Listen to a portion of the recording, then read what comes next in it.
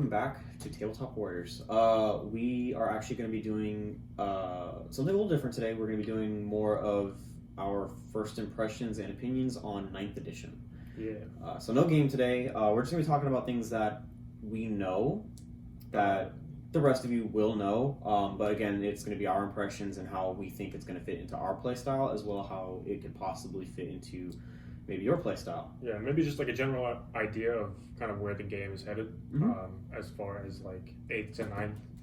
Because there really isn't a huge amount of differences, but there are some pretty big ones. And each of pretty much every phase has some pretty key differences. Yeah. But again, most of the playing is relatively similar. You know, like wounding still works the same way, all that kind of stuff. I mean, you guys will have seen pretty much everything we're about to talk about today, which is totally fine. But we just decided that this is something that we wanted to do, as much for ourselves as for you guys.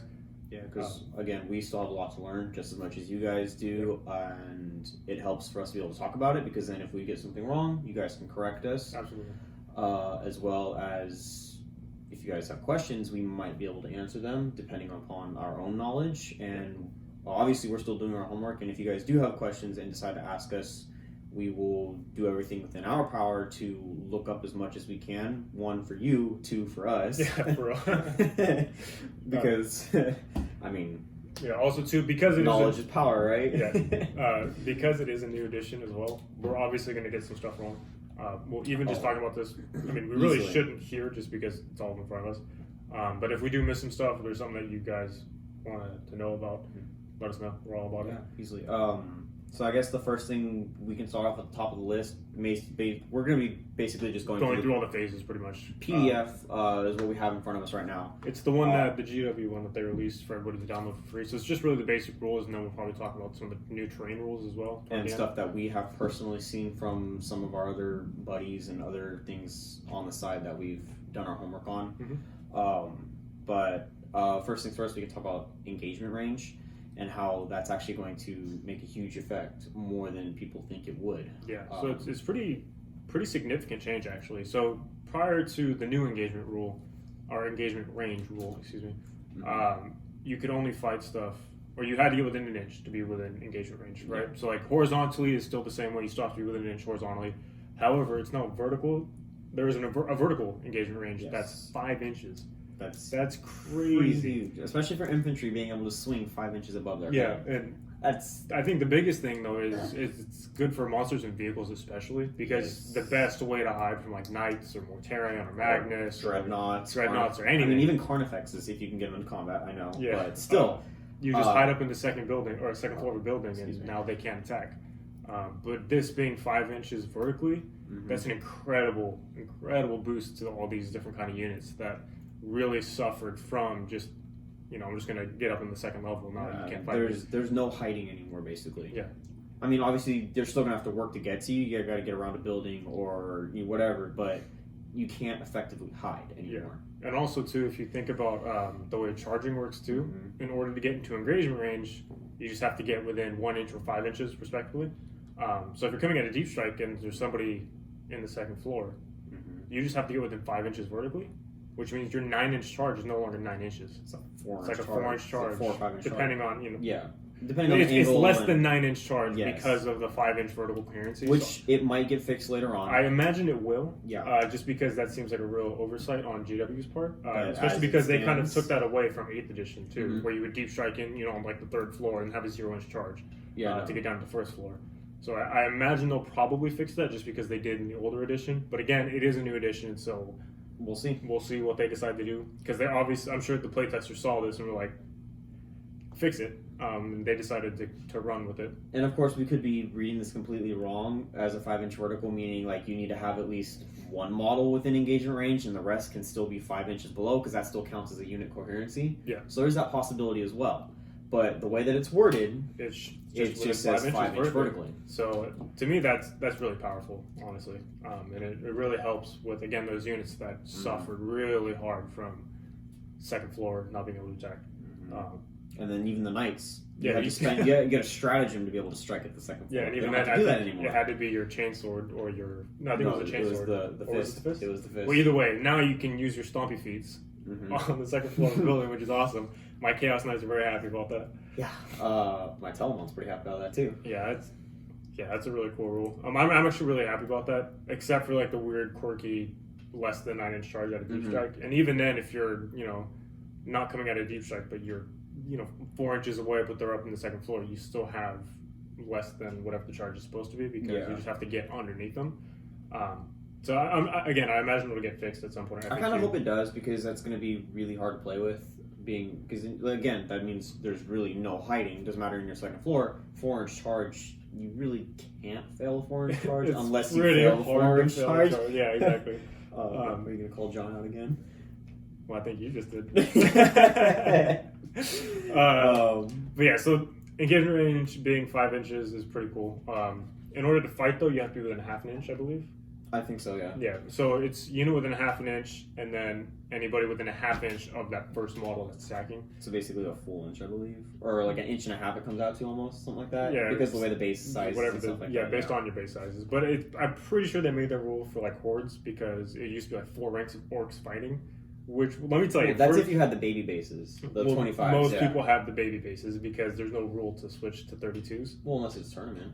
Well, now for LVL, like for big tournaments like that. Mm-hmm. But most people that are playing casually, or even like your local ITC, they weren't. They didn't enforce the 32 over, mil, so you'd have 4 ranks of orcs fighting, and it was just 300 attacks coming out of 30 boards. Nothing is surviving that. It's outrageous.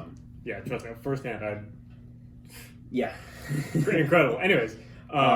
So going back to the engagement range, I think that pretty much finishes up engagement range, unless you had anything to add into it. I think that's pretty much it. But yeah, from there we would move into coherency because there is a change here as well. And I think it's a pretty significant change because you can't just have a straight line of guys. You can't just conga line. Yeah, you can't conga. They tried to take away conga lines, and I think they did a pretty good job at it. Obviously, I mean, orcs, plague bearers, stuff that has, poxwalkers, 20 or more models in a unit, it's still pretty simple to do because at that point you only need to be within range, let's read the rule first and then we'll talk about it. Yeah. So for the new coherency, you still have to be within 2 inches horizontally, and it's 5 inches vertically, so again, we were going back to the 5 inch in the building thing. Yep. But if you have 6 or more models, every one of your models has to be within coherency of 2 other models. From the same unit. Correct. So going into the orcs, plague bears, all that, 20 or plus models. 10 models, it can still make it work, but you're not going to get as much of a conga line as you would like. But if you have 15 at 2 inches apart, well, then you have 2 rows of 15. So you're still going to get a decent line out there. So it didn't take it away completely. It just made it more difficult. It made it more difficult because now you're not going from one end of the table to the rest, or to the next with 30 guys. Yeah, you're only going to get maybe half the table. Yeah, and also on that too, you can't you can pull models out of coherency when they start dying, but whenever it comes to morale, you have to take all your you have kind of similar to Age of Sigmar where you have to start picking models, regardless of whether or not you failed morale. You have to take models away until your unit is completely within coherency. Mm-hmm. So you're not going to want to string out your 30 guys in the 15-man lines kind of thing. Start pulling from the center because now you're going to lose the guys in the center. You'll lose as well as one of the other sides because you have to stay within coherency, which I think is a really good change because it was so. I personally, my 60 plague or I guess 90 plague bearers, I would do the same thing. I would string them out. Just like everybody does. You string them out and you start pulling from the center. That way you can hold the objectives and then they just never move again. It's really gamey, and I do really like the change. I think it makes it more user friendly and more friendly for your opponent, and it's just less feels bad to use.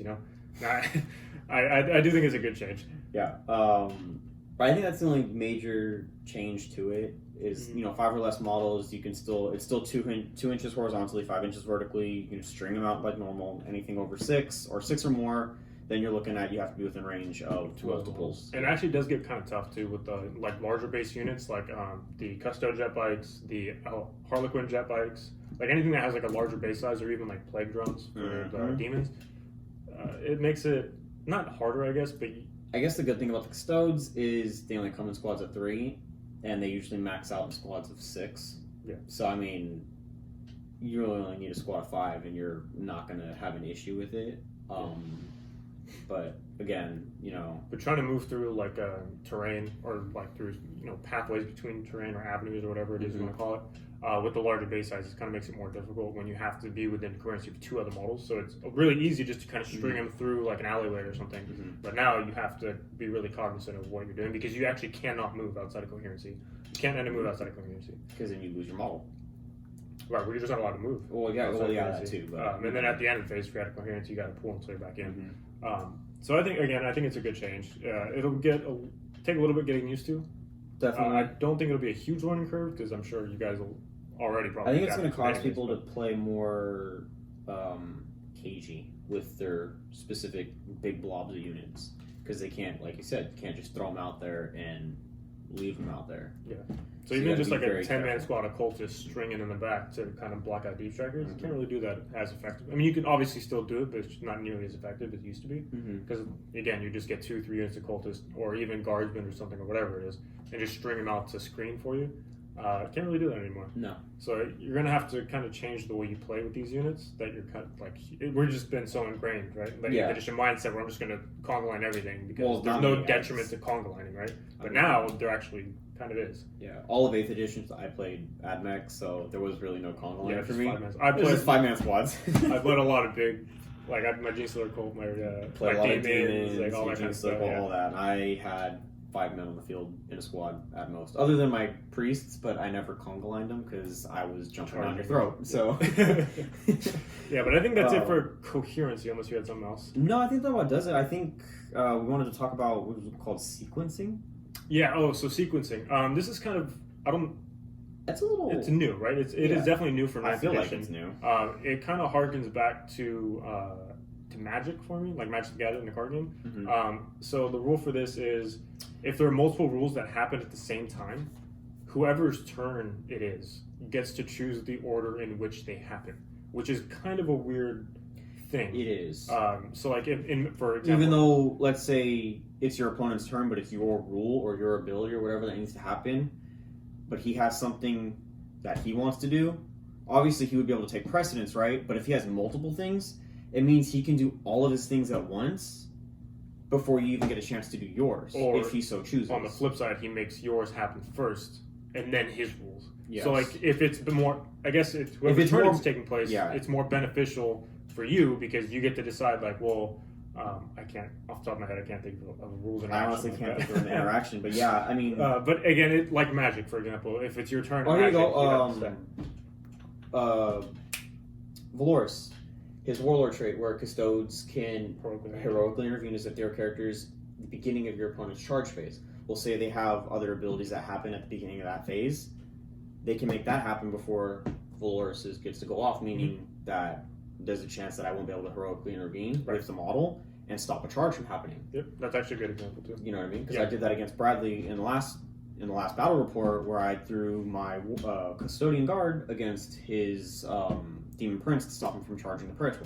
Yeah, that's actually good. You know what I mean? Yeah, so stuff like that, where if it wasn't Ricky's turn and Bradley, or in this instance, Bradley had something at the start of the charge phase, Mhm. Bradley would get to choose the order in which they happen. Meaning, if he had, I don't know if there is. If he had a anything. similar ability, Yeah. or he had an ability that let him move before, or you know what I mean, just wacky stuff. But there are things that can be done So that could have stopped me. again, I don't know how many or how much this will come up or how weird it'll be. I guess it was just kind of interesting to go through and like to see it. Mhm. So we just kind of want to talk about it a little bit. But again, I don't know if it'll, if it's game breaking or whatever. It's probably not. But I mean, I guess we're gonna actually move into the battle round now. we'll just go through. every There phase. we'll just go through each individual phase because there are changes throughout every phase. Some of them are significant, some of them are kind of minor. But I mean, a change is a change, and it's stuff that we're gonna have to get used to because it's stuff that we're not used to. So we guess we could start with the command phase and the fact that It's a brand new phase. Yeah. Command phase, obviously, the huge thing is that you're going to be generating 1 CP on your command phase every command phase. Yeah, so every turn. You So get- the command phase happens before anything. So Yes. this is the start of your turn.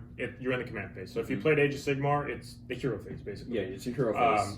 So I don't know.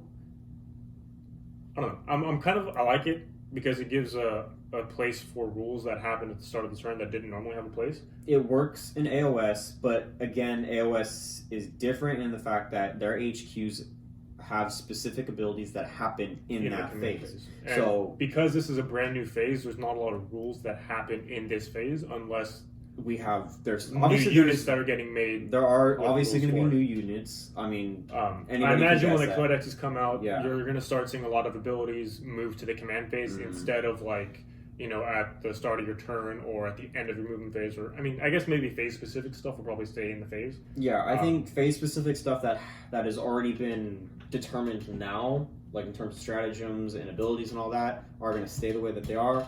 However, some abilities probably, like Brian said, will be moved over to the command phase. Yeah, so I'm thinking stuff like My Will Be Done for the Necrons. I can see that getting moved to the command phase, just because it'll take it from. I think it's actually in the movement phase when it happens. Once again, Valoris, the ability for him to either regain D3 wounds, regain command points, or re-roll a dice roll can happen at any time, whether it's your turn or your opponent's turn. I would assume when the rules or when the new codexes come out, It'll be that in the command ability phase. is going to be in a command phase type Yeah, of thing. because actually that rule specifically, there's no time frame for it to There happen. is no. It just says once per battle he can do this. And there's no FAQ for it. Not that I've seen. Yeah, so it's one of those things where because it doesn't give you a time frame or like when you have to use it or when you can use it, Mm-hmm. you can just use it whenever, which seems like really kind of almost gamey to me, right? Yeah, It's like you can. I'm going to take 3 wounds right now Yeah, and so die. Well, my example I'm going was- to use this ability and get 1 wound back, so he's technically not dead. Right, so like when does that happen and how does that stack work? And actually, in this case, in 9th edition, we're going back to the sequencing. Your opponent would actually get to choose the order in which that happens, right? Yeah. So like if there's multiple rules, for example, I don't know if this would maybe be a good example, but if he's taking the wounds Mm-hmm. and then Ricky's like, well, I want to get my wounds back, your opponent would be like, all right, well, you can get your wounds back and then I'll roll for my damage or something like that. Yeah, exactly. So I guess that's an example of sequencing, but also it would fit really well into command phase for abilities like Yeah. that because they don't have a time that makes sense to use. I think that about does it for command phase. Again, we're going to be seeing new units. With abilities specifically for the command phase. I again, think some actually the new Necron units have them, and also the new Space Marine units I have believe they command do. phase stuff. Mhm. But again, all the pre-existing things won't, just because this is a brand new phase of the game that obviously wasn't here before. Mhm. So there's no rules for And it. obviously, we haven't seen anything in the Psychic Awakening that pertains to the command phase. Right. So, again, we're going to see new units with these abilities. We're going to see old units probably have some abilities transferred over to the command phase. Yep. As well, honestly, actually, I think that about does it Yeah. for the command phase. There's not really much to talk about it. It's like the biggest thing is you're going to get a command point every command phase, so you'll get 5 command points throughout the game, which is pretty sweet. Custodians are just happy. for free, yeah. So you get 12 at starting the game, and then Mhm. you get 5 throughout the game, just every turn, which I think is really cool. Yeah, I mean, It definitely helps with armies because they made command points so necessary for the game. yes. Only having, for some armies, only being able to get 8 max was really tough, especially with the amount of. Custodes only being able to have like 4 or 5 at a time. Yeah, well, I mean, that my point being. though, yeah, and then but this you have really armies that are like Gene Stealer Cole or Mhm. your Horde armies that need the CP, but you were taking 3 battalions to get as much CP as possible. Now they're only limited to 12. Yeah. And then you're spending CP for the extra battalions, which unfortunately Gene Stealer Cole need those extra battalions in order to effectively work. Yeah. Well, I feel some type of way about that, but we can talk about it later. I do have an idea of a way that they could be played, but probably won't work. A lot of playtesting. Moving into movement. Yeah, again, there's not really much that changed here. They just kind of have like new, I don't think they're rules, just like new movement types, I guess. So you still have your normal move, you have your advance, you have your fallback, but now you have remain stationary. Mhm. For whatever reason, they decided to make that a thing. So it's literally, if you don't move, you remain stationary. Well, I That's think pretty they much did what it in terms of it. It has to do with Overwatch, right? If you don't move, you can declare that they're not moving or whatever, and you get like a +1 to hit for your. No, I think that's for. Is that the stratagem? No, it's not a stratagem. It's if you're infantry and you're in cover or in ruins or something like that. Mhm. You can either choose to get +1 to hit in the ensuing fight phase, Okay. or you can get a +1 to your Okay. Overwatch. So it makes me feel like D&D. Oh, I'm gonna ready up. You know what I mean? I think. Yeah, I mean, as far as movement, that's really about it. There are some things that like falling back will prevent you from doing. But as far as like the movement phase itself goes, that's pretty much it. There's not really much else. Heroic intervention. Oh, no, that's not movement phase. Yeah, so it just says remain stationary. The model just cannot move. So again, if you don't move, you remain stationary. There's really not much to say about that. Yeah, it doesn't say whether or not you have to declare, they're remaining stationary. It just says if they don't move, they've remained stationary. I mean, I imagine it's going to be really common sense, like, hey, they didn't move, they remain stationary kind of thing. Yeah, but I mean, once again, because we only have the PDF in front of us, there may be something that comes into effect for a unit that does not move, that we have not seen yet. Yeah. So, also, too, like, right now we're just looking at the PDF that Games Workshop released. We're not looking at any of the stuff they previewed in the faction focuses for all the armies, because there's a lot that they've gone through, and we know some of it off the top of our head, but we don't have everything pulled up in front of us. Yeah. So we'll talk about what we know from those, but mostly we're talking about the core rules for 9th edition. Exactly. I don't know. Movement, again, not much change other than really no change. The stationary thing. Yeah, and then also engagement range 2. You can't move. Obviously, you can't move within an engagement range, just like 8th edition. However, aircraft. Yeah, that's the one. You can actually move in their engagement aircraft, range. and if it has the fly keyword.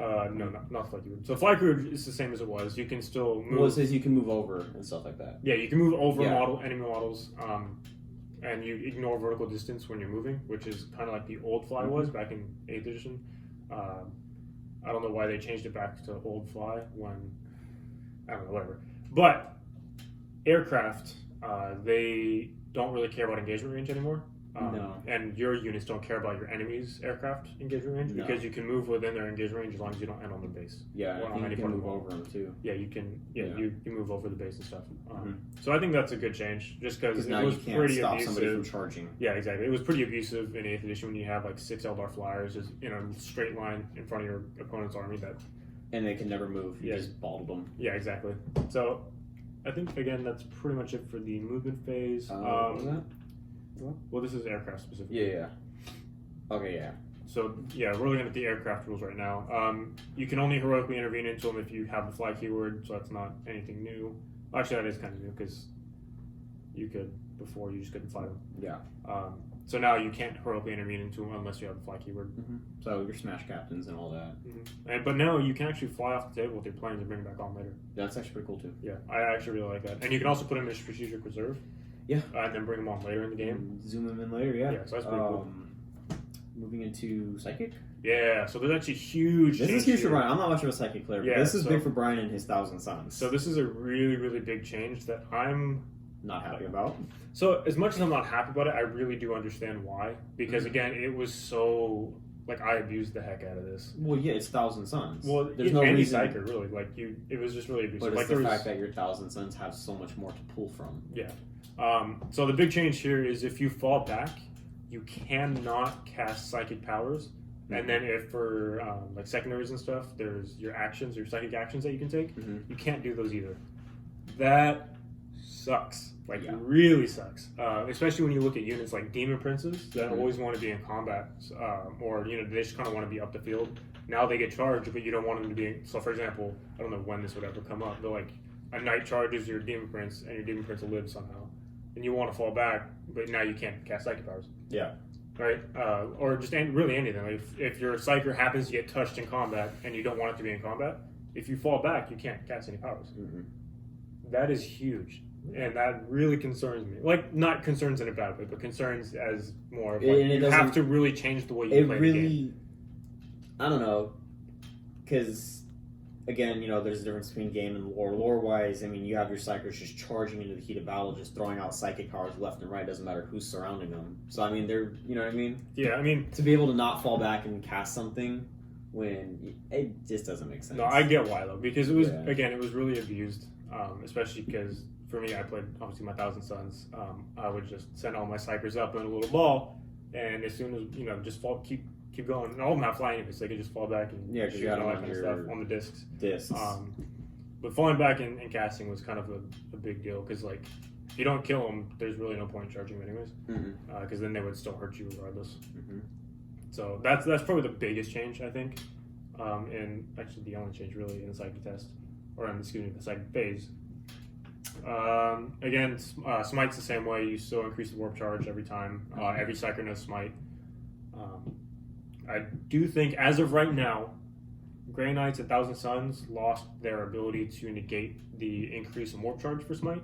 I do think it'll get FAQ'd, just because that's kind of that sucks. Again, this isn't really confirmed. This is just stuff that we've heard and seen from others, but it hasn't actually been confirmed yet. But as of right now, that's what we're thinking it is until it's FAQ'd. And if it isn't FAQ'd, then that's going to be a really bad day. It's Yeah, gonna be sad. It's gonna be real sad. yeah, it's gonna be really hard. But yeah, so I think that's really it for the second phase. Nothing nothing much has changed. You still can only cast one of the same power except for Smite. You can only ever try to cast the same power once, even if you fail it. So again, it's all really similar stuff that we've seen, that we've been playing for the last couple of years. But yeah, that's pretty much it for that. Yeah. Perils is still double 1, double 6. If you perils and you die, the power fails, and then everything within 6 stays D3. So again, no change. And then the same thing, if you roll an 11 or higher, it's still D6 mortals instead of the D3 mortals. Yep. So I guess we just jump into the shooting phase? Yeah, we'll jump straight into shooting phase. So this one's got some pretty spicy changes, and I'm pretty excited about these changes. Pretty nice, yeah. Yeah. So I guess we'll start with fly, actually. So the fly keyword, currently as it is right now, before we go to 9th edition, You can fall back and shoot. you can fall back and shoot. You can't do that anymore. You cannot do that anymore. That is a huge change. So that again, sucks it's for one of my those Cladius. rules that was really abused. Like Eldar abused the heck out of it. Repulsor executioners. Really, all the new primaries vehicles that All can new fall back and primaries, shoot, yeah. all that kind of stuff. But now you can't do that. So if you touch a unit with fly, any Unless unit, it not has an just vehicles, ability but that any specifically states it can fall back and shoot, it's just a general rule that you can't. You know what I mean? Yeah. Like Harlequin, for example, they can fall back, shoot, and charge for their army rule. Yeah. So obviously it doesn't affect them. But Unless it regular changes in the Eldar, codex, like but wave yeah. serpents and stuff, if you touch them, they can't shoot anymore, even if they do fall back. Mm-hmm. However, another change is they can still shoot even if they aren't in combat with vehicles and monsters. Yes. That's a pretty big change. The only stipulation is blast. So if you guys don't know, if you haven't been keeping up with the new 9th edition stuff, blast is a new keyword that it seems to me like they're giving to all the random shot weaponry. So if you have to roll a d6 to determine your amount of shots you have, Grenade pretty much has the launchers, blast your weapon, rapid blast fire keyword. battle cannons. I mean, didn't the Melta get Yeah, blast? the thermal cannons on or knights. the thermal, yeah. It's Frag grenades have blast. Flammers have blast. So again, I think it's anything that has random shots will have now the blast keyword. So the only stipulation to shooting into combat is if you have the blast keyword on the weapon, you can't actually shoot it in combat, which it makes sense, right? Like, why would you do that? Yeah, I'm gonna catch some shrapnel. Yeah, but so vehicles and monsters now, they don't care about getting touched because they can shoot whatever they're in combat with, or even outside of combat, Which is actually, as long as the unit that they're in combat with was killed first. So like, so now that makes you think: is it worth charging this model? And the chance that I don't kill him, he's just going to return fire. Yeah, because he never has to move now. Yep. So I think that's a pretty awesome change, especially because you didn't see a lot of vehicles on the table to begin with, because they were just. And if you did, they were screened out pretty well because it's a heavy vehicle that has an absurd amount of firepower. You know, your Repulsor Executioner, you have, I mean, even Basilisks. Basilisks are pretty deadly. Yeah. You got your Wyverns. Yeah, but previously all you had to do was get one model to touch them in combat, and now you shut them down for an entire turn. Now that's not the case. Exactly. They can still, granted, it is at a -1 to hit if you're shooting in combat, but you still get to shoot. And you don't even, so the way it works is, let's say I have 10 neophytes, right? So Jinx Circle neophytes. And they get into combat with, we'll say, a Leman Russ. I'm actually glad you specified that because Black Templars have neophytes too. Yeah, but nobody likes Black Templars. So I have my 10 neophytes get into combat with the Leman Russ that has a Punisher Cannon and we'll say the Plasma Sponsons. So the way it works is you can declare your guns at whatever you want. It doesn't have to be in engagement range with you. However, the only way you can shoot at things that aren't engagement range with you is if you kill what's already engagement range. So that, for example, the Punisher Cannon, I would target the neophytes. The Plasma, I would go ahead and target the Ridge Runner that's over in the corner somewhere. The only way I can shoot at that Ridge Runner is if I kill the neophytes. So if I don't kill the neophytes, then I can't shoot the Plasma. Wasted your shots. Right. So you got to be very careful when it comes to split fire. You got to make sure that the weapon that you choose to split fire with can kill what you're targeting. Right. And if it has a blast keyword, you can't shoot it up in combat with you. But again, I think it's a really awesome change. Yeah. It does give validity to a lot of vehicles that previously you never saw because you touch them, they're no good anymore. Yeah, I mean, I think most vehicles were like that, with the exception of a few, again, Custodes, Telemons, Caladiuses, being able to Well, actually... Gladius could just fall back. and Exactly, shoot. but now it can't. But that it can still just shoot in combat, Into and if combat, you give it the accelerator Colvern or something, I think it's the accelerator Colvern. Well, guess what? That's 8 shots. Yeah. That is just going to get 8 quality you're gonna- shots. Exactly, and it's Yeah. still hitting on 3s because it's not a -1. Yep. And if you have a shield captain next to it, well, guess what? You're rolling that one. Yeah.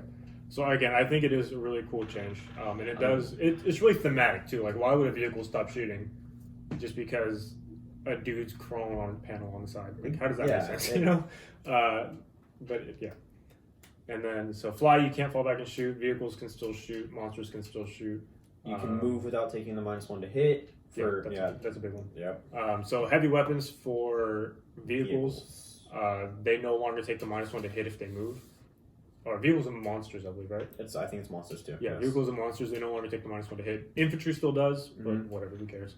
The biggest thing is Infantry. vehicles. So you're going to see a lot more vehicles now again because they can shoot in combat, and now they don't take the -1 to moving and shooting. Mhm. So you're going to see a lot of more like aircraft and stuff that predominantly, or even guard tanks if you want to look at Oh yeah, that. Lehman Russes. You have Well, not so much Lehman Russes because their main cannon ignored the moving. Chimeras. You have Yeah, like Chimeras, your- Wyverns, all these things that normally never else was moved there? can now move without There's taking any something else. penalties. Yeah. Which I think is awesome. I mean, I think that about does it for the shooting and all that. It was mainly just about the vehicles. Yeah. Charging. That's actually a pretty big change in charging in terms of when you go to declare a charge, you have to make sure that you can get within engagement range of everything that you declare. Otherwise, the entire charge fails and you cannot move. So that's pretty big So now because you have to be very, very particular at what you declare as a charge. yeah. So normally how it works now is I'm going to declare everything within 12 inches, but only touch this one thing and Yeah. kind of just consolidate wherever else. yeah, the biggest culprits are like units that can fight twice or have the ability to fight more than one time. Berserkers. I'm just going to charge everything within 12, get into whatever I want to, kill, pile into something else, fight again, and then if I have an ability to fight 3 times like Berserkers, pile into something else, and then fight again. And kill that third thing. Yeah, exactly. But now you really can't do that unless you can you still can obviously, but as long as you can safely make the charge to Yeah. everything you're declaring. Mm-hmm. Because if you fail to charge to one of those units, that's it. You don't just make lost any of your the charges. charge, Even yeah. if you're an inch or an inch and a half away from something, but you're 9 inches away from another unit, and you want to declare both of those units, if you roll an 8 on that charge, you Well, can't make the charge at You all. miss out on that 9-inch charge, and you miss out on that 1.5-inch charge. Exactly. So that's a pretty big It's- change. it's really huge. significant. Again, that forces you to really is it worth making this long ball charge, or do I play it safe and stick with the 1-inch charge and guarantee at least a kill in the combat phase? Yeah. Or not? Okay, don't guarantee a kill in the combat phase, but if you know you're going to Guarantee kill a it, charge, rather. you guarantee a charge. You know what I mean? Like, it's again, Berserkers come into play at that point. Yeah, you because fighting 3 times. That's incredible. Yeah. Yeah, I mean, it's actually very significant. Yeah, because it does shut down a lot of the like I was saying, everything within 12 you charge when you fight 3 times and whatever it is that you want. It also makes it for heroic interventions because it used to be, well, if I have a character back here, he's still within 12 inches, I'm going to charge him, so if he heroically intervenes, I can still attack and all that. Right. Or, you know what I mean? But now it's like, if he's 7 inches away, but I don't want to risk a charge, well, guess what? If I still land within so many inches of him where he can heroically intervene, he can make that heroically intervene, and I still didn't declare him as a charge. Yeah, but now they actually changed heroic intervention. Mhm. So even if you don't charge the character or whatever, you don't declare him as a target, and they heroically intervene, you're still eligible to fight them. That is true, yeah. So now heroic interventions aren't nearly as safe as they used to be. Like I was saying, Mhm. if you charge them or charge a unit and then a character heroically intervenes, you're eligible to fight that character even though you didn't charge them. So it's really dangerous for squishy characters like the Harlequin ones where they have to hit first or they just die. Yeah. I mean, if you don't have a storm shield, you're done for. Yeah. But yeah, heroic interventions aren't nearly as powerful as they used to be, Mhm. just because you're not as protected, or you're not protected at all, actually. Also, on that, it's really hard. It's kind of like jumping into a stratagem, really, but there's no way to wrap and trap anymore unless you're doing it to 2 units. And what I mean by wrap and trap is you surround a unit or a model, so that way they can't fall back. There's now a stratagem that lets you fall back regardless of whether or not Isn't you're it that surrounded. push through ability or something like that? Breakthrough or breakthrough, whatever yeah. it is. Yeah. It's like what, 1 CP or 2 CP, and then you roll a dice for every model in your own unit that's trying to break out, and for every one you roll, like that model is dead. Yeah, the model's slain. But then you can just move out. You move out And- of combat. Yeah, the only stipulation is if you can't get outside of engagement range with the entire unit, then the unit is destroyed. Or I think it's the unit destroyed. No, the I think it's models the are model. destroyed. I think for every model that cannot make it out of engagement range, it's destroyed. But on either way, the- but that still works for vehicles as well. Mhm. I mean, you have a 1 in 6 chance of killing your vehicle because if you roll that 1, it's just slain, which would really suck. Mm-hmm. But there's no way to just wrap it and keep that unit from being shot on your turn. But again, I mean, if you're charging a vehicle with a squishy squad to try and trap it, that vehicle can still shoot. So there's really no point in wasting that stratagem on a vehicle if you know that that unit that charged it can't kill your vehicle. That's just kind of another thing I wanted to bring up was the wrap and trap. That was really hard to do. I mean, has charging over terrain changed that much? No, you just have to you can move over stuff that's less than an inch. Can make a move freely over 1 inch or less. You can't move. Yeah, you still have to spend the movement to go up and down buildings. Is pretty much what you're saying to get to different floors. Can't move through taller terrain. Flying when charging. Models. You can move over stuff. You can move over terrain. Yeah, I mean, That's pretty much it. Everything else is kind of. however, Overwatch did change. Oh yeah, this is a big change too. Overwatch has changed. You spend 1 CP 1 CPU now. and you get to fire. You can't just fire automatically anymore. Yeah, so And it's 1 unit that gets to fire. Yeah, one Unless unit. there's rules specifically that say you can shoot or Like, you can fire Overwatch. For the greater good for the Tau. Yeah, so where- every unit in Tau can still fire Overwatch as normal. But as of right now. As of right now, yeah. As of right now. But every other unit pretty much in the game, Mm-hmm. it's a 1 command point stratagem that allows you to fire Overwatch. Yeah. So now there's no more. Oh, I'm gonna fire Overwatch with him because he was declared. I'm gonna fire Overwatch with him because he was declared. It's pretty. You have to be really specific on how you want to use it, Mhm. which I don't think is a bad thing. It doesn't. It speeds the game up a lot just because it'll. And honestly, I think that's what GW is trying to do, is just find ways to speed the game up. Which, I mean, it's cool, but at the same time, I think it still takes away a lot from the game. Because Overwatch, it's a huge thing because we didn't talk about it. The combat phase. Not the combat phase. When you spend 1 CP when a unit tries to fall out, you spend a CP and you get to make that many of attacks of opportunity in close combat. Oh yeah, you roll a dice for every model that you have, or that's in engagement range or something, and then every 6 is a mortal wound. Yeah. I don't see. I wish that would have just been an ability. Yeah, because Overwatch Overwatch is an but for attack of combat. opportunity Right. because you're already standing there, you are already ready to go and shooting, and they're just full on bull charging you. I Yeah. mean, it makes Overwatch sense makes sense why thematically, you get right? that attack of opportunity. Well, wouldn't it be the same way for that combat? If they're running away from you, shouldn't you still get that same attack of opportunity as an ability? Yeah, You know what I mean? it never made sense to me why somebody can fall back freely without any kind of repercussion. Mm-hmm.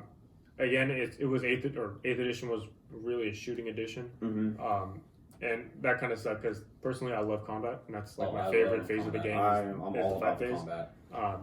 So it was always kind of a bummer to me. I mean, it wasn't. It's anything, cool that they finally incorporated it as. I just but wish- you got to pay for it. I just wish it was in a rule in the game where like similar to Overwatch, where you get 1 attack per model. Mm-hmm. You get to make 1 attack with whatever weapons you have. You only hit on a 6, and then all that kind of stuff. I think that would have been a better rule than you spend a command point, you roll dice for every model in engagement range, and then on a 6 you take mortal wound. Personally believe that Overwatch should have stayed the same, and then that new combat attack of opportunity should have just been like Overwatch. Yeah, I mean, I could see both arguments, right? Like Yeah. Overwatch, they wanted to take away because it really did. Some armies, it was another shooting, like a free shooting phase, and Yeah. it really did slow down the game a lot. If they had added that into the combat phase as well, that's just even more. Yes, but I mean, I guess in the movement phase for falling back. Yeah, But I mean, that would have even been then, even it's slower. But honestly, you have to be within engagement range again. You know what I mean? So you got to be within Half inch. a half inch. I think it's half inch or engagement range is 1 inch, but I think the strat is half inch. I think it's. Half I inch, honestly, half I think inch. it's the first row of models that can attack. I don't think it's every. Yeah, well, this is one of the It's one of the strategies ones that they that they previewed previewed, in yeah. Faction Focus. Unfortunately, we don't have it pulled up in front of us. I'm trying to remember it off the top of my Yeah, head. it's either which I half know is inch bad. or engagement range, which is 1 inch. But either I'm way, probably it's really inaccurate right now. But I think I got the gist of it across the board. But it's the fact that I personally believe that Overwatch should have stayed the same, as well as that combat should have kind of been incorporated like Overwatch, where they're both attacks of opportunity, just given to you because it's the heat of combat. You know, I mean, things are going to happen, and that's the way they should happen. Yeah. Let's see what else we got. So into Is it fighting now? Yeah, into the fight phase. There's a pretty significant change here. I don't know that it's going to be super, maybe as significant as maybe I think it will be. Significant how? So when so normally how we're doing the fight phase now is whoever's turn it is, they resolve all of their charging units first, and then they select the first non-charging unit. Now in 9th edition, it's whoever's turn it is selects or they have to do all of their charging units first, and then their opponent selects the first non-charging unit, which is that is a big change. I don't know how significant it'll be. I guess it's really just a matchup dependent, right? Like if you're in combat with the Demon Prince or something, and this is the second round of combat, and you want to fight before that Demon Prince, now you actually can't fight before that Demon Prince because you'll do all your charges first. I now guess your opponent gets to choose who they fight with, which it forces the player who is charging to really determine, okay, well, if I want to make sure that this, like, we'll take the example, the Demon Prince is in combat already, and I want to make sure he dies, but if I don't charge him, then there's a chance that Demon Prince is going to kill whatever he's in combat with. Well, then that makes me have to think, is it worth charging him right now to potentially kill him? Or do I leave him alone and let him kill what he's in combat with? Yeah. So it makes you have to really stop and reevaluate your strategies, you know what I mean? Yeah, and so my biggest thing for this edition is it seems to really rely on strategy now instead of just raw killing power. Especially with like the new missions, the new secondaries. Yeah, that kind of sucks because I'm all about the killing. Yeah, but I really like a strategic game, like a really cerebral. Yes. The only issue though is from what we've seen in battle reports and the previews and stuff, we both feel as though the game is moving towards more of a midfield board control. Yeah. So killing won't matter nearly as much as it used to. Although there is.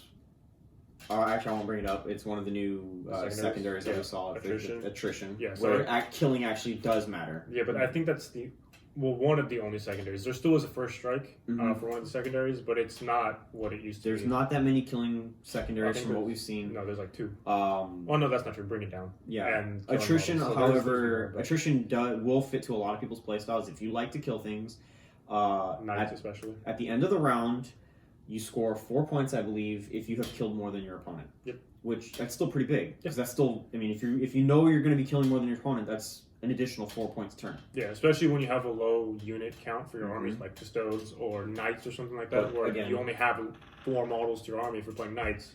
You're going to kill more than your opponent. Your super elite armies that are actually really good at killing things are probably going to want to take that if you know your opponent has enough units on the board where you can continuously kill more with ease. Or even if you have like a really durable army too, like Death Guard. Death Guard. Where they just don't die that easily. Blightlord Terminators, center of the board, like you saw with me and Bradley. You know, but again, it comes down to strategy. Are you going to ignore the center of the field and go with something that you know you can achieve? Or are you going to fight for that mid ground? Yeah. Where, again, Death Guard, Custodes, elite armies like that you know are durable enough to control that midfield, you're going to throw them into that midfield, and they're never going to move. Yeah. Kind of got a little sidetracked. Yeah. But we're going to go back to the morale phase, right? We were still talking about fighting. Oh, wait. Was there something else? Was there? I don't think so. We were still in the fight phase. I think we got everything. Because you talked about the charging. Yeah, you can only fight whatever you decided you wanted to charge. So nothing changed there. Except for unless characters were open intervene. Of course. I think that's... Oh, here we go. No, that should be it. We're talking about no, it's right here. It is half inch for engagement range. Yeah. So you have to do within an inch to make a charge, but then in order to fight, you have to do within a half inch. Yeah. Or that are within half an inch. So it's half an inch of half an inch instead of an inch of an inch. Yeah. So, I mean, it's still a pretty big change because that's a whole inch that you lose. Yeah. No, I'm not saying that's not big at all, but because it definitely is. But I'm just saying that it clarifies it right here because we were kind of questioning it. Also, too, there are no longer close combat weapons. If you're equipped with a melee weapon, you don't have just a generic strength user, AP 0, 1 damage weapon. You have to use whatever melee weapon that you're equipped with. So, like, Mortarion can't use strength user, AP 0, 1 damage weapon because he has silence. So he always has to fight with silence. Demon Princes, they have Malefic Talons and or axe, sword, whatever. They have to use whatever melee weapons they're equipped with, not a basic. I don't know how that works for Marines because, I guess the combat knife, the combat blade, the little, the K-bar, whatever the thing. But yeah, it's the only thing is there's no longer like I'm going to charge whatever unit and then I don't want to kill him, so I'm going to use my close combat weapons because I don't want to kill him. If you have a melee weapon, you have to use that melee weapon. I think that's probably the last change, right? Morale. Yeah. Morale is the last one, which actually is... I don't know. I'm not sure how I feel about it. I think it's a big change because it's not... So the morale phase now is if you fail the morale phase, obviously if you have a reroll like Space Marines, they shall know no fear. Then they shall know no fear, or you spend a CP to reroll it, and you pass. Cool, great, that's awesome. Now it's an unmodified roll of 1 is always a success. Whereas the other one, let's say you got a blob of Gene Stealer Cult, right? Sure. And you lose 8. Well, guess what? It's going to be I'm just going to fail no matter what, and it's just going to be D6 plus whatever I roll is going to run. It doesn't work like that anymore. So 1, always a pass. Anything over, naturally, you're going to fail, but you don't lose that many models. You only lose the 1 model for a failed test, and then you roll an attrition test, right? It's called attrition. What that basically means is you're going to roll basically another morale test for each individual model and see whether or not they pass. If they pass, they stay. If they fail, they run. So it's not just a guaranteed I'm going to lose 12 models in a single morale phase. You may only lose 2 for failing morale test. Yeah, so again, you lose the 1 when you fail the leadership, then you roll a dice for every other model, and then the one they run. So I don't know. I don't think it's a bad change. It keeps your opponent from killing so much to the point where you are going to lose an entire squad due to morale. You know what I mean? So it still keeps it so you can stay on the field. You have a chance. I think it's a good change, especially for your horde armies like your Gene Stealer Cult, your orcs. Orcs. I mean, if you played them right and you had enough models within range, but at the same, you could keep the morale up. At the same time, though, too, it's Tyranids. If you weren't within Synapse. Yeah, I don't know, because the more models you have, the more likely you are to lose models, anyways. True. And I mean, even with the old leadership, I guess. It's kind of the same way. The more models you have, the more likely you are to lose. Yeah, but this one, what I'm saying is this one allows you the ability to lose less than you normally would. Yeah, I mean, I guess. I don't know. I'm still kind of iffy on it. We haven't really played much. We haven't really played much with the new rules, only because, again... we don't have the points and stuff. So points. It'd be really easy just to like... However, I know there are other people out there, other channels that are playing with the previewed rules and what they can get their hands on and just using 8th edition points. And we've been doing it here and there. We haven't showed any of it to you guys only because we don't want to throw any inaccuracies out there. Yeah, and that's the biggest thing. Only for our sake as well as yours, because again, we already know that we do. I mean, we mess up decently enough already, and I'm not scared to admit that. I mean, we're all still learning here. This is a huge learning experience for us in terms of showing our games to unknown viewers, right? Yeah. I think the biggest thing too is if you guys are going to watch a 9th edition battle report, you want to see what the rules actually are. Exactly. And if we're getting things wrong and you're taking what we're saying as it's the law, that's what it is. We don't want to be responsible for any. We saw it on Tabletop Warriors. I mean, you saw it there, but that doesn't mean we were right. Yeah, exactly. So we want to wait until we have as much information as we can. So for us, that's really just points and the day 1 FAQs. And once we get those, you'll have your 9th edition battle reports. And like I said, it all comes down to us wanting to give out accurate content to you guys because we are still learning. Yeah, we want to give you guys quality, not quantity. Yeah, I guess. I don't know if quantity is right. We want to give you quality battle reports, not just what's new and hot. Yeah. Okay. But anyways, but obviously the morale will lead into your unit coherency and making sure your coherency is. So you'll check for coherency after morale. Yeah. And then once you are if you're out of like we talked about earlier, if you're out of coherency, you have to start pulling models until you're back into coherency. So just be really cognizant about how you're placing models and where they are, and how you start pulling models. Yeah. And then actually, too, one thing I did want to talk about was the character targeting rules. Yeah, the new character protection. It doesn't work the same way anymore. No. So currently, it's as long as the character's not the closest thing, they can't be shot. But they have to be within range of a unit with 3 or more models or a vehicle, if I remember. Well, now currently, yes, or not currently, but in 9th edition, yes. Yeah, yes. 8th edition, as long as they're not the closest, they cannot be shot. In 9th edition, it's like Ricky said, they have to be within 3 inches of a unit with 3 or more models, or within 3 inches of a vehicle. Mm-hmm. And that's I don't know why, pretty huge. I don't know why they left monsters out of that. I think monsters might fall within that, but I think it's just vehicles. I don't think Tyranids are technically monsters across the board, aren't they? Yeah, they don't have any vehicles. I realize that, but I'm saying, like, however, Old One Eye was previewed to be able to have Carnifex bodyguards, so I mean, maybe there is something for them on the side, but I don't know. I don't know. But either way, again, this is going to be a huge change because most people, when they play character, or when you have a character, you're just going to leave them where they're at, and it doesn't really matter because most characters have 6-inch auras, right? Yes. So you just string your units to be within 6 inches, and that's it. That's all you need. Yeah. And now, however, you have to be within 3 inches of a unit with 3 or more models. So you have to be really careful how you place your models to keep your characters protected. Otherwise, you're going to be in a bad spot real quick. The good news is most units come with 5 models or more. So, I mean, just a couple units, you're good. Cause, or leave an extra transport or something, or you put an extra vehicle that you're already going to take anyways, that they're there to give rerolls to or whatever. Yeah. They'll be safe. It's just the ones that you're using for the aura abilities on, like, your combat units or whatever else. You got to make sure you can't just throw a Smash Captain out there by himself anymore. Although he probably will live for a while. But it's the fact that he can be targeted regardless of whatever else is in front of him. Yeah, so you just got to be really careful with that. But I think that pretty much does it for that. There are new terrain rules. They have actually the biggest one I think is anything 5 inches or more for building size completely blocks line of sight. Yeah. And that's infinitely tall. Sucks for night players. It doesn't matter how tall it is; it's like infinite tall. Yeah.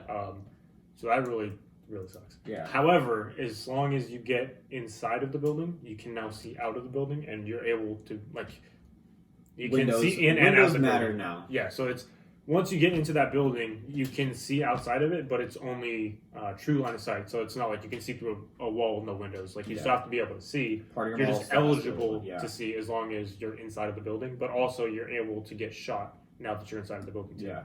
If I'm not mistaken. But true line of sight works both ways. Right. So you have to be able to see out the window you're looking at, but they have to be able to see in the window you're looking at too. So if they, you lose a model, just take them out of the window and they can't see, they can't shoot at it anymore. Yeah. And then there's also, actually you give your terrain keywords now, like obscuring, heavy cover, light cover, and stuff like that. So there's some that give you -1 to hit, which I believe is heavy cover, or obscuring gives you -1 to hit. You have your cover, which will give you +1. Yeah, which I didn't. One thing I don't like about the combat in terrain is the fact that you have a. What did they say? It was like a +1 to your save, or it was like a -1. Oh yeah, if you're charging. So. Yeah, it's weird. It's weird. It was another one of the faction folks. Oh, it's a plus. It's a cover save. You get a cover save for combat. Yeah. And in my mind, as long as you were already in the ruin and somebody charges into you, you get the cover save. I believe. Right? I'm pretty 99% sure that's what we read. I don't know. Just me, in my personal opinion, that doesn't make sense because I mean, if I'm toe to toe with you, why would you get a cover save? I'm literally right there in front of you. Yeah, I don't know. I think it has more to do with you were in the cover to begin with, so you would have like a defensible position, I guess. And then whoever's coming in, they're trying to scrabble over the barricade. Yeah, I don't know. It's just weird to be able to get a cover save in combat. Yeah, I agree. But Sigmar's like that too. But it hardly ever comes up in Sigmar. Well, for our games anyways. But exactly. But again, Sigmar has significantly less terrain on the field than 40k does. Yeah, especially now, I think terrain's going to be a really huge part of how well your games go. Not in a way of like how good you play the game, but how... Because of the board size. Oh, yeah. Terrain is going to matter because of board size. Yeah, well... and board size has changed. Yeah, you guys have all seen it. Drastically. It's not it's a recommended size, right? So you don't have to play on the smaller table if you don't want to. It is a recommended size. Yes, but if you are a minimum size, rather. I mean, if you're a casual player, these are your minimum sizes. Obviously, you can play on whatever size you want to play on if you're a casual player. Tournaments, however, I believe these are the set sizes. Yeah, FOG is going to Yeah. set sizes. So you have combat patrol and your incursions, and they in here in the PDF, it's off of power level, not points. For whatever reason, I don't know why power level is installed. Yeah. So combat patrol, 50 power level is going to be on a 44 by 30 inch. That's a really small table. That's a very small table. It's But a that really also is for the incursion as well. Although incursion is Yeah, at 100 100 power level. Your So- strike force, which is what everybody's going to be playing, it's your 200 point 2,000. or That's 200 power level. Oh, yeah, that's 2,000 right. 200 point games yeah. are going to be on the 44 by by 60, as well as your onslaught. It's your 300 power level is going to be a 44 by 90. that's a pretty big table. It's a pretty big table. Yeah. The strike force one though, the 44 by 60, that's what you guys are going to be playing on primarily. That's a pretty small table. It's It's just under 4 feet wide and it's 5 feet long. So you're losing a foot off your length and Yep. 4 inches off your width. Yep. It's pretty significant. It Yeah, really is. it helps with things like combat armies to get into combat because now it's not as easy for your opponents just to backline the deployment. It also possibly means less terrain to be able to hide your big vehicles behind. Yeah. Well, I think again what I was saying about the terrain, making it or determining on how well your games go, not necessarily for you winning, but just like your play. It honestly, the way you play? it's going to be dependent upon what type of terrain you have on there, whether it's going to be light cover, heavy cover, obscured. Yeah, the terrain will really determine a lot for your game, really, just because it seems to me that they're relying really heavily on terrain now to give you, Which I think is a good thing. for protection. I guess is the word I'm looking for, to protect, because they took out what's it called? Prepared positions. Prepared positions Prepared positions. Is that the 2 CP for The 2 plus one CP cover always save? cover, right. Yeah. So they got rid of that.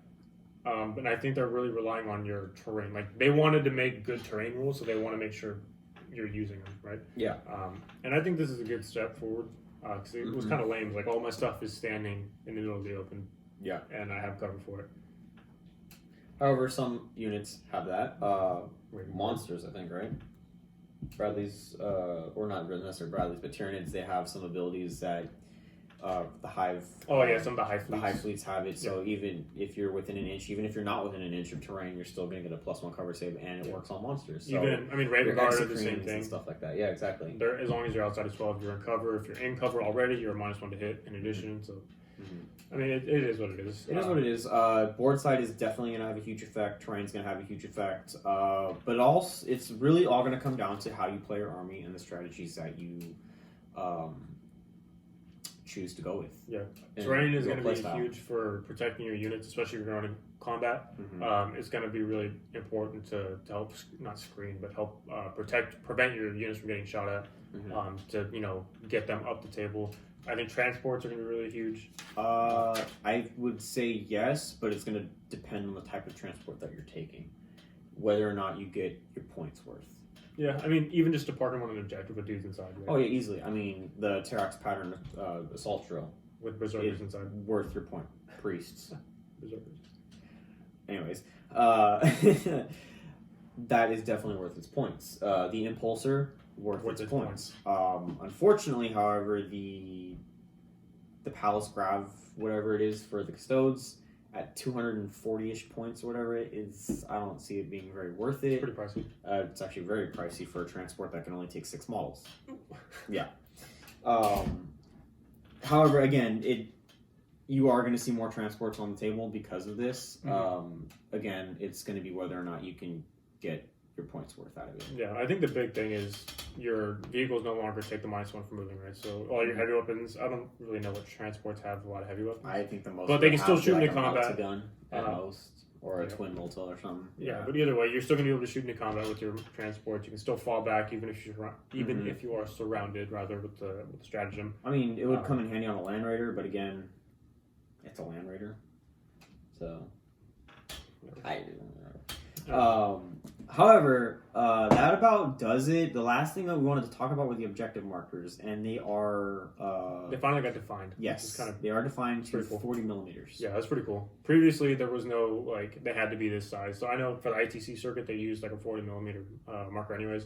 But for the regular GW missions, there was no definition. It was just you had GW something for an objective marker.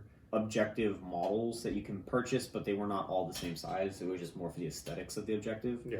But now it's 40 I'm millimeters. assuming it would still be this. It's going to be the same way for casual players. I'm pretty sure you can still use your preferred objective because you're a casual player. However, for your tournaments and all that, you're going to be set to a 40 millimeter, which is kind of basic for tournaments, anyways. Yeah, but we just wanted to bring it up because now it is set, so there's no more ambiguity. And actually, a lot of these rules too, you guys will probably have read through the Just as much as we have the PDF hopefully. and stuff. Yeah. But a lot of these rules are super wordy, and they're kind of tough to chew through. They can be pretty confusing sometimes. Yeah, but we've both gone through this a couple times, and even then, we are still having to go back and look to make sure that we're reading the wording as it is written. Yeah, especially with even the faction previews, the stuff that they've showed with like new strats and all that kind of stuff. Mm-hmm. I know why they did it and why they're so long, but man, some of these are really hard to understand.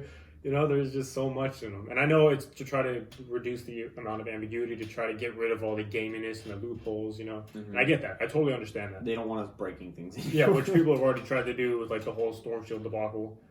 Yeah, but I don't want to get into the Storm Shield. Right. But what I'm saying is they're doing it to try to reduce ambiguity, which was a really bad issue in 8th edition. There was a lot of like, we need a lot of FAQs because there's like, because people are finding ways around what we've written because we didn't write it properly, or they've interpreted it in their own way, and you can't fault them for that because of the vague wording that it was. Right. So now they're trying to be as specific as they possibly can, which again, it is appreciated, but at the same time, it's really tough. I don't need a paragraph for a simple rule. Yeah. You know what I mean? Yeah. But that's pretty much what we want to talk about. It's our impressions. Everybody's going to have a different opinion, and everybody's entitled to their own opinion. This is what we've read. This is what we've studied so far, and we're going to keep doing our homework as much as possible because with 9th coming out this upcoming weekend, we are going to be throwing out 9th edition battle reports. Real soon. Probably this weekend. Maybe. We still don't have points just yet. Well, they'll get this weekend. It comes out with chapter points. Groups. Okay. Yeah. Okay. It's coming really soon. It's coming very, very soon. Again, we're just waiting for points in hand, and then we can get the ball rolling. Yep. But like I said, everybody's entitled to their opinion. This is just our point of view. If you guys have anything that you want to say, you guys have any questions, let us know. We will do our homework as much as possible to get answers for everybody. And if we've got anything incorrect, please let us know. We do appreciate the constructive criticism because it helps us to improve. Mm-hmm. That pretty much finishes up for us. Do you have anything else? No, I think that was it.